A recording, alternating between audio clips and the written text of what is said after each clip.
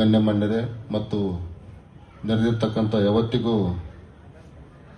ಆತ್ಮೀಯ ಹಿರಿಯರೇ, ಪೂಜ್ಯ ರೈತರೇ, ಅಕ್ಕ ತಂಗಿಯರೇ, ಯಾವತ್ತಿಗೂ ಈ ಶಾಲೆಯ ಮುದ್ದು ಮಕ್ಕಳೇ,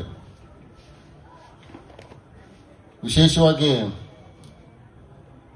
ನಾನು ಮುಂಜಾನೆ ಕೇಳಿದೆ ನಮ್ಮ PN ಪೂಜಾರಿ ಏನಪ್ಪ ಇವತ್ತು ಕಾರ್ಯಕ್ರಮ ಅಂತ ಹೇಳಿ ಹೇಳಿದಾಗ ಸುಲ್ತಾನ್ಪುರದ ಒಂದು ಸ್ಕೂಲ್ ಉದ್ಘಾಟನೆ ಐತಿ, ಒಂದೆರಡು ಮೂರು ಕಾರ್ಯಕ್ರಮ ಅದಾವ ಅಂತ ಹೇಳಿ ನಾನು ಕಾರ್ಯಕ್ರಮ ಹತ್ರ ಉದ್ಘಾಟನೆ ಅಟ್ಟಾಯ್ತು ಅಥವಾ ಸ್ಟೇಜ್ ಕಾರ್ಯಕ್ರಮ ಮಾಡ್ಯಾರ ಅಂತ ಕೇಳಿದೆ ನಾನು. ಇಲ್ಲ ಸ್ಟೇಜ್ ಕಾರ್ಯಕ್ರಮ ಮಾಡ್ಯಾರ ಅಂತಂದ್ರೆ ಹಂಗಂದ್ರೆ ನಮ್ಗೆ ಇವತ್ತು ಗುಳ ಮಾಡ್ತಾರಪ್ಪ ಅಂತಂದೆ ನಾನು.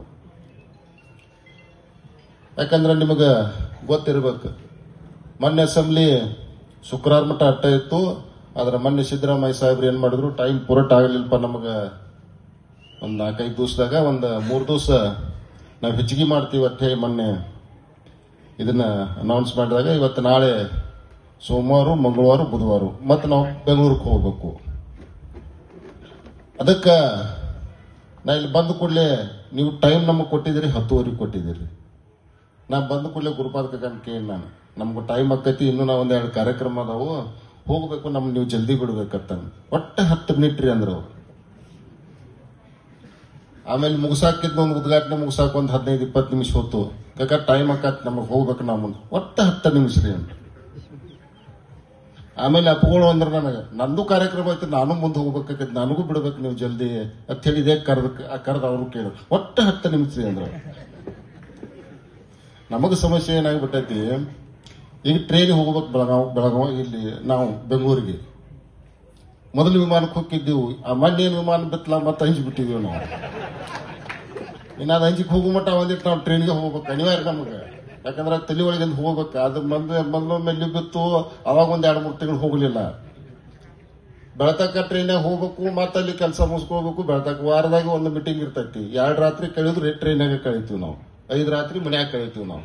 ಹಿಂಗಾಗಿ ನಮಗೆ ಕಾರ್ಯಕ್ರಮಗಳು ಇರ್ತಾವೆ. ಹಿಂಗಾಗಿ ಜಲ್ದಿ ಬಿಡ್ರಿ ಅಂತ ಹೇಳಿ ಅಂದ ಕೂಡಲೇ ಒತ್ತ 10 ನಿಮಿಷ ಅನ್ಕೋತ ಬಂದು ಇವತ್ತು 1.5 ತಾಸಿಗೆ ತಂದು ನಿಲ್ಸ್ಯಾರ ನಮಗೆ. ಅದಕ್ಕೆ ಏನೇ ಇರಲಿ, ಅಪ್ಪಗಳದು ಕೆಲಸ ಅದಾವ, ಅವರು ಹೋಗ್ಬೇಕಾಗೈತೆ, ಹೊರಡ್ಬೇಕಾಗೈತೆ ಅಂತ. ನನಗೂ ಕೆಲಸ ಅದಾವ, ನಾನು ಹೊರಡ್ಬೇಕಾಗೈತಿ.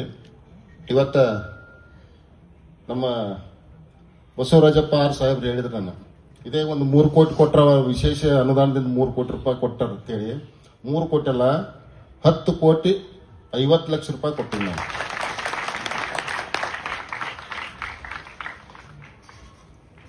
ಹನ್ನೆರಡು ಕೋಟಿ ಟೋಟಲ್ 50 ಕೋಟಿ ರೂಪಾಯಿ.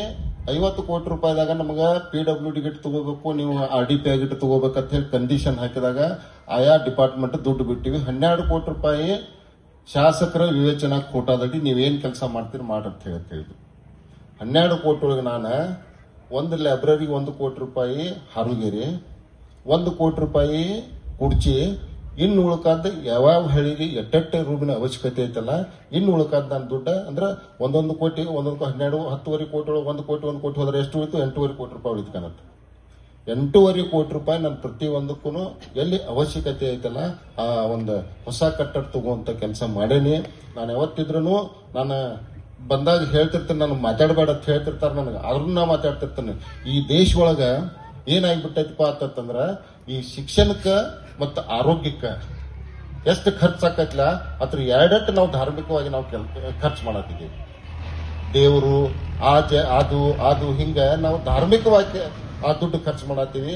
ಹಿಂಗಾಗಿ ನಮ್ಮ ಕಾಡ್ತಿರ್ತಾರೆ ನನ್ನ ಬಂದ, ನಮ್ಗೆ ಈ ಗುಡಿಗೆ ಯಾಕೆ ಕಲ್ಸ್ಬೇಕಾಗೈತಿ, ಈ ಗುಡಿಗೆ ಯಾಕೆ ಕಲ್ಸ್ಬೇಕಾಗೈತಿ ಅನ್ನೋಕ್ಕಿಂತನೂ ಅದನ್ನೂ ಸ್ವಲ್ಪ ನೋಡ್ಕೊಂಡನ ಹೆಚ್ಚಿನ ಒತ್ತ ಈ ಶಿಕ್ಷಣ ಕ್ಷೇತ್ರ ಕೊಡುವಂತ ನನ್ನ ಕೆಲಸ ಮಾಡತನ್ನಿ. ತಾವು ಏನ ಈ ಒಂದು ಮನವಿ ಕೊಟ್ಟಿದ್ದೀರಿ, ವಿಶೇಷವಾಗಿ 9 ಮತ್ತು 10ನೇ ತರಗತಿಗೆ ಸಂಬಂಧಪಟ್ಟಂಗ ಹೆಚ್ಚಿಗೆ ಮಾಡ್ಬೇಕಂತ ಹೇಳಿ, ಮತ್ತ ಈ ಬೋರ್ವೆಲ್ಗೆ ಸಂಬಂಧಪಟ್ಟಂಗಾದ್ರೂ ನಾನು ಆದಷ್ಟು ಜಲ್ದಿ ನಿಮಗೆ ಇದನ್ನು ಮಾಡಿಕೊಡುವಂತ ಕೆಲಸ ಮಾಡ್ತನು. ಮತ್ತೆ ಕಂಪೌಂಡ್ ಏನೈತಲ್ಲ, ಕಂಪೌಂಡ್ PDO ಅದಾರ, ಇಲ್ಲೇ PDO ಜೋಡ ಸ್ವಲ್ಪ ತಾವು ಮಾತಾಡ್ಕೊಂಡ ಅದು ಮಾಡಾಕ ಆಗತ್ತೆ. ಯಾಕಂದ್ರೆ ದೊಡ್ಡ ಕಾಂಪೌಂಡ್ 6.5 ಎಕರೆ ಜಾಗ ತಗೊಂಡಿದ್ದೀರಿ ಒಳ್ಳೇದಾಗ. ಹಿಂಗಾಗಿ ಇನ್ನು ಉಳ್ಕಾದೇನು ನೀವು ರಂಗ ಮಂಟಪ ಕೊಟ್ಟಿದ್ದೀರಿ, ಬೋರ್ವೆಲ್ ಕೊಟ್ಟಿದ್ದೀರಿ, ಇನ್ನು ಅವೇನ ಸಣ್ಣ ಪುಟ್ಟ ಇರ್ತಾವಲ್ಲ ಅವನ್ನ ನಾವು ಹಂತ ಹಂತವಾಗಿ ನಿಮ್ಗೆ ಮಾಡಿಕೊಡುವಂತ ಕೆಲಸ ಮಾಡ್ತನು. ನಾನು ಜಾಸ್ತಿ ಹೊತ್ತು ಮಾತಾಡಕ್ ಹೋಗಂಗಿಲ್ಲ.